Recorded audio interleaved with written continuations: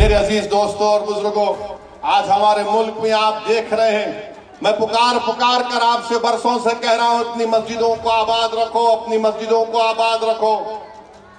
तो यही ये तमाम मुखालिफिन बोलते थे कि ओवैसी, असदुद्दीन ओवैसी जज्बाती तकरीर कर रहा है।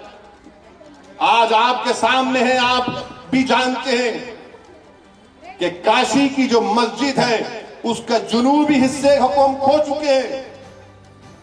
मस्जिद में नमाज नहीं हो रही है, कुछ और चीज हो रही है। काशी में जो वजू खाना है उसको बंद कर दिया गया है।